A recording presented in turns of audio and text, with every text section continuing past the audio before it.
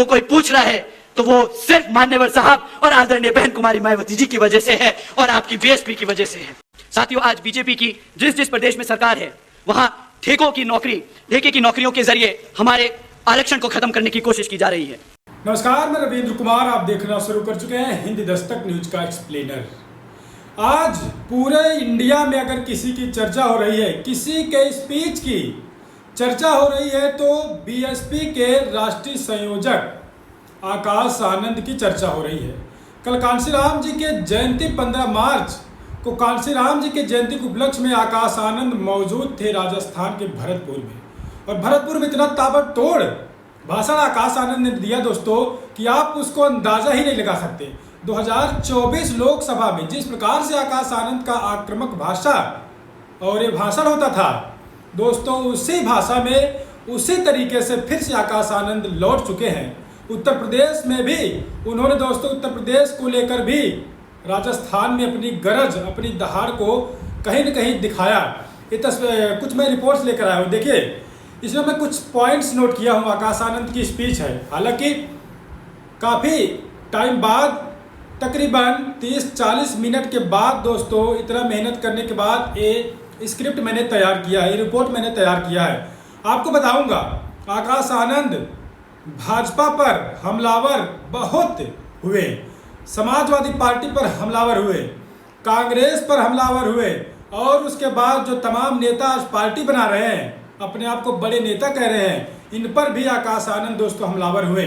मतलब किसी को नहीं छोड़ा आकाश आनंद ने। जो लोग कहते थे कि आकाश आनंद को मायावती जी ने बीजेपी के खिलाफ बोलने के लिए मना कर दिया है, लेकिन ऐसा दोस्तों बीजेपी के ऊपर आकाश आनंद ने हमला बोला जिसका आप उम्मीद ही नहीं कर सकते। और आकाश आनंद को लगता है कि मायावती जी ने अब छूट दे दी, क्योंकि उनका अंदाज बोलने का दोस्तों पिछले लोकसभा चुनाव में जिस प्रकार से बोलते थे उसी तरीके से उन्होंने बोला, खुलकर मंच से उन्होंने बोला। भरतपुर में उन्होंने कहा दोस्तों, मैं अगर आपको बताऊं कि आकाश आनंद ने क्या कुछ कहा था, उससे पहले बताऊं मैं कि देखिए आकाश आनंद को मायावती जी ने पहले निकाल दिया, उसके बाद फिर पार्टी में लिया, फिर उनको निकाला गया, फिर पार्टी में लिया गया, और जब पार्टी में लिया गया तो आकाश आनंद से मायावती जी ने कुछ शर्तें लगाई थी कि आकाश आनंद का ट्विटर बंद हो जाएगा, बंद किया गया, पोस्टिंग वगैरह सब कुछ। और आकाश आनंद के पास जो टीम थी, बहुजन समाज पार्टी नाम से यूट्यूब चैनल चलता था, जो कैमरामैन वगैरह थे, बीएसपी की टीम थी, उसको भी आकाश आनंद से कहीं न कहीं बसपा सुप्रीमो ने ले लिया, और ट्विटर भी बंद करवा दिया, फेसबुक भी बंद करवा दिया। मतलब कोई पोस्ट नहीं कर सकते थे आकाश आनंद, न तो कोई वीडियो बनवा सकते थे। अब आकाश आनंद दोस्तों जो रैली किए हैं, बहुजन समाज पार्टी जो यूट्यूब चैनल है उस पर भी आकाश आनंद के वीडियो आ गए, और विश्वनाथ पाल जी के लड़के की शादी थी, उस समय से आकाश आनंद के एक्स को भी कहीं न कहीं एक्टिव कर दिया गया। आकाश आनंद पोस्ट कर रहे हैं, उस समय बधाई आकाश आनंद ने दिया विश्वनाथ पाल जी के लड़के के शादी में, और उसके बाद मैं राजस्थान आ रहा हूं, आकाश आनंद ने फिर ट्विटर पर पोस्ट किया, एक्स पर। और उसके बाद कांशीराम जी की जयंती के उपलक्ष्य में आकाश आनंद ने देश भर के लोगों को बधाइयाँ दी। और उसके बाद आकाश आनंद जब वहाँ से आए, उनकी जब रैली सफल हुई, जनसभा सफल हुई, तो लोगों को उन्होंने थैंक्स भी बोला, धन्यवाद भी किया, शुक्रिया अदा किया। तो ऐसे में अब आकाश आनंद का वीडियो बीएसपी के यूट्यूब चैनल पर आना शुरू हो गया है, और उनका ट्विटर भी एक्टिव हो गया है। इसका मतलब समझिए, और उसी अंदाज में, पुराने अंदाज में आकाश आनंद बोल रहे हैं, और भाजपा, सपा, कांग्रेस जो और छोटे नेता इस प्रकार से पार्टियां बना रहे हैं, उनके लिए भी आकाश आनंद ने बड़ा संदेश दिया है दोस्तों। आकाश आनंद ने क्या कुछ कहा है मैं आपको बताता हूँ। गुजारिश करूंगा आप हिंदी दस्तक न्यूज चैनल पर दोस्तों बने रहें, आपके लिए मैं लगातार अपडेट लेकर आता हूँ और निष्पक्ष अपडेट दिखाने का प्रयास करता हूँ। तो आकाश आनंद ने कहा, अभी आप देख रहे थे कांग्रेस ने लखनऊ में प्रेस कॉन्फ्रेंस किया, और राहुल गांधी ने दोस्तों कहा अगर कांशीराम साहब जी के समय जिंदा होते नेहरू जी तो उनको मुख्यमंत्री बना देते, कांशीराम जी को।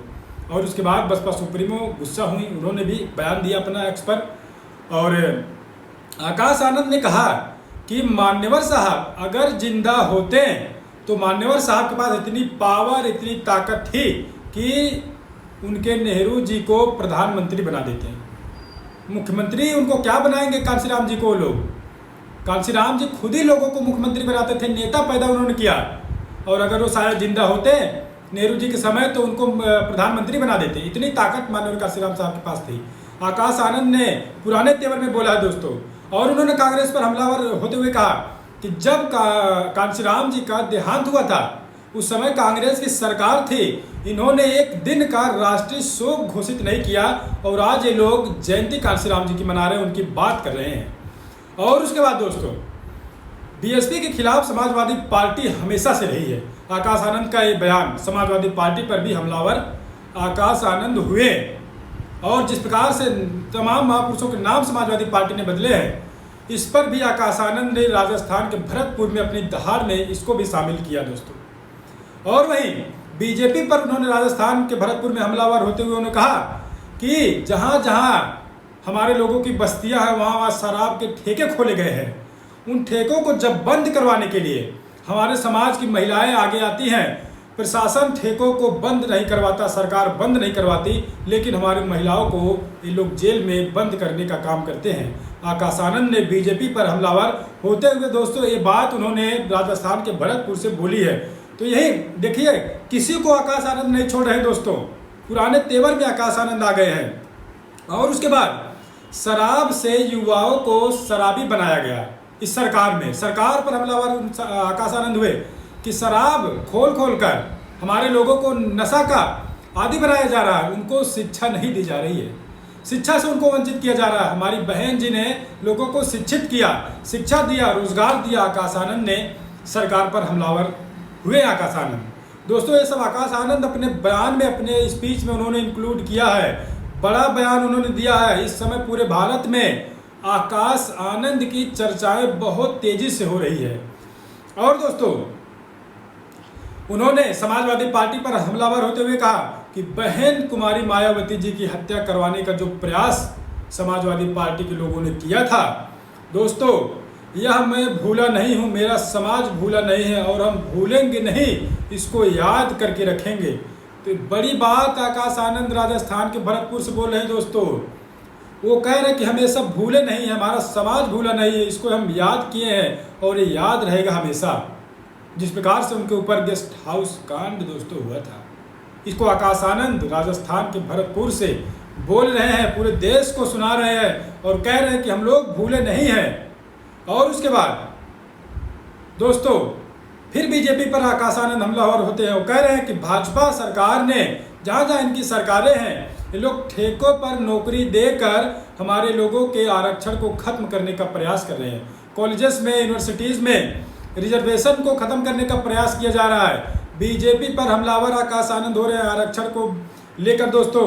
और वो कह रहे हैं जो हर पार्टियों में ओबीसी नेता आपको देखने को इस समय मिल रहे हैं, दलित नेता मिल रहे हैं, जो चेहरे हैं अदर पार्टियों में, जो अन्य पार्टियां हैं दोस्तों, इसकी नींव कांशीराम जी ने रखी थी, बीएसपी सुप्रीमो ने रखी थी। तब आज वो लोग नेता कहलाने के लायक हुए हैं। वो लोग दूसरी पार्टियों में दामन थाम कर बैठे हैं। उनकी अगर शुरुआत हुई है, उनका करियर अगर पॉलिटिक्स में आया है, तो उसकी नींव कांशीराम जी ने, बीएसपी सुप्रीमो ने रखी है। आकाश आनंद ने इस पर भी हमलावर हुए और उन्होंने कहा कि मायावती जी ने इस लायक लोगों को बना दिया कि लोग आज पार्टी बनाकर अपने आप को बड़ा नेता कह रहे हैं, नहीं तो उनको कोई पूछता नहीं था। आज उनको अगर कोई पूछ रहा है तो बसपा सुप्रीमो की वजह से, कांशीराम जी की वजह से। तो आकाश आनंद दोस्तों किसी को उन्होंने नहीं छोड़ा। अगर मैं बताऊं तो ये आकाश आनंद का सबसे बड़ी स्पीच है, क्योंकि उन्होंने समाज में जो लोग आज छोटी छोटी पार्टियां बनाकर अदर दल में जाकर शामिल है, उन पर भी हमलावर हुए। शराब खोले जा रहे ठेके, उस पर भी हमलावर हुए सरकार पर। और कांशीराम जी के देहांत पर राष्ट्रीय शोक नहीं घोषित किया गया था, कांग्रेस पर भी आकाश आनंद हमलावर हुए, समाजवादी पार्टी पर भी हमलावर। उन्होंने कहा है हमेशा से दोस्तों बीएसपी के खिलाफ ही समाजवादी पार्टी रही है। तो आप समझिए कि पूरे भारत में अगर इस समय चर्चा हो रही है तो नेशनल कोऑर्डिनेटर बीएसपी के कोऑर्डिनेटर नहीं, नेशनल कहीं के राष्ट्रीय संयोजक अब हो गए हैं दोस्तों। कोऑर्डिनेटर थे लेकिन अब कोऑर्डिनेटर नहीं है, अब राष्ट्रीय संयोजक हैं। तो राष्ट्रीय संयोजक आकाश आनंद की चर्चा बहुत हो रही है और तमाम तस्वीरें कल से वायरल हो रही हैं। एक तस्वीर तो वायरल हो रही है जिसमें आकाश आनंद दोस्तों एक बीबीएफ के साथी के साथ हाथ मिला रहे हैं और ये तस्वीर बड़ी वायरल हो रही है, खूब वायरल लोग कर रहे हैं इसको। और उसके बाद आकाश आनंद दोस्तों वहाँ पर लोगों से बीबीएफ के तमाम फौज से अपने सिपाहियों से उन्होंने मुलाकात की, फ़ोटो उनको लोगों ने भेंट किया आकाश आनंद को। तो आकाश आनंद अब फिर ज़मीन पर दोस्तों जिस प्रकार से 24 में उत्तर प्रदेश के कोने कोने में नज़र आ रहे थे, अब लगता है कि मायावती ने उनको कहीं न कहीं छूटा छोड़ दिया है। और आकाश आनंद अब जिस प्रकार से उनका तेवर, उनका जो बोलने का तरीका, उनकी स्पीच, उनका भाषण हो रहा है दोस्तों, अगर इसी प्रकार से आकाश आनंद हमलावर हुए तो उत्तर प्रदेश में बसपा को मजबूत होने से कोई रोक नहीं सकता है। और आकाश आनंद को लेकर अब चर्चाएं चल रही है कि तमाम पार्टी के जो राष्ट्रीय अध्यक्ष हैं, जो नेता हैं, वो लोग कह रहे हैं कि हम युवा हैं। और आकाश आनंद तो अभी महज 29-30 साल के एक नौजवान हैं जो दोस्तों फर्राटेदार इंटरव्यू देते हैं, बैठकर डिबेट करवाते हैं। डिबेट में तो नहीं जाते हैं, लेकिन इंटरव्यू जब उनका होता है तो दोस्तों फर्राटेदार इंग्लिश बोलते हैं। और यही चीज़ें लोगों को कहीं न कहीं अट्रैक्ट कर रही है आकाश आनंद के तरफ। तो अट्रैक्शन अब आकाश आनंद की तरफ लोगों का बढ़ रहा, युवाओं का बढ़ रहा। कल से जब से आकाश आनंद ने स्पीच दिया है दोस्तों, तमाम वीडियो में क्लिप काट काट कर आकाश आनंद के वीडियो को लोग अपने सोशल मीडिया हैंडल पर, अपने आईडी पर चला रहे हैं और लिख रहे हैं कि अब आ चुका है आकाश आनंद, युवाओं के दिलों की धड़कन। उत्तर प्रदेश में एंट्री होगी, लेकिन अपडेट है कि अप्रैल में होगी एंट्री आकाश आनंद की। और दोस्तों उत्तर प्रदेश में क्या कुछ इसी प्रकार से अगर आकाश आनंद आक्रामक तरीके से स्पीच दिए तो आकाश आनंद दोस्तों फिर से एक बार लोगों के दिलों में राज करने लगेंगे। हालांकि बसपाइयों के दिल में राज कर रहे हैं, लेकिन अदर लोगों का झुकाव भी आकाश आनंद के प्रति मैंने देखा है। 24 का लोकसभा चुनाव जब मैं कवर कर रहा था तो तमाम रैलियां आकाश आनंद की मैंने कवर की, हरियाणा में कवर किया, बिहार में कवर किया, लोकसभा चुनाव में कवर किया। तो आकाश आनंद के प्रति उनका जब स्पीच होता है, उनका बोलने का तरीका जो होता है दोस्तों, वही लोगों को अट्रैक्ट करता है, पता नहीं क्यों। और उनका हो सकता है चेहरा भी ऐसा है कि लोग अट्रैक्ट हो जाते हैं। तो आकाश आनंद इस प्रकार से किसी को उन्होंने नहीं छोड़ा, चाहे समाजवादी पार्टी हो, चाहे भारतीय जनता पार्टी हो, चाहे कांग्रेस हो, या फिर जो आज अपने आप को नेता कह रहे हैं अदर पार्टी बनाकर, उस पर भी आकाश आनंद हमलावर हुए। तो दोस्तों आकाश आनंद को लेकर आप क्या कुछ सोचते हैं हमको बताइएगा। हम आपके लिए लगातार अपडेट लेकर आने का प्रयास करेंगे।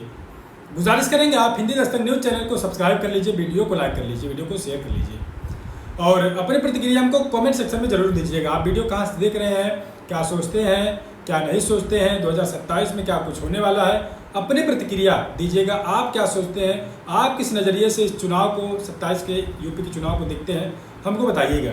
हम आपके लिए रिपोर्ट से, इस प्रकार से आप जो रिपोर्ट देख रहे हैं, या आकाश आनंद के तमाम स्पीच के रिपोर्ट्स मैंने तैयार किए हैं, जिस प्रकार से आकाश आनंद तमाम लोगों पर उन्होंने हमला बोला है। तो स्पीच रिपोर्ट बनाने में मेहनत लगती है, तो हमारा काम है निष्पक्ष रिपोर्ट बनाना और आपको उस रिपोर्ट को दिखाना, बताना, सुनाना। आपकी भी जिम्मेदारी कहीं न कहीं बनती है दोस्तों। चैनल को सब्सक्राइब करिए अगर सब्सक्राइब किए हैं तो। मजबूत करने के लिए और कुछ कर सकते हैं, शेयर करिए, लाइक करिए, कमेंट्स करिए, लोगों को सब्सक्राइब करने के लिए कहिए। तो हम आपसे मिलेंगे अभी इस वीडियो में, यहीं आपसे दूरी बनाएंगे, अलविदा लेंगे। आप बने रहे अपने भरोसेमंद चैनल हिंदी दस्तक न्यूज़ पर।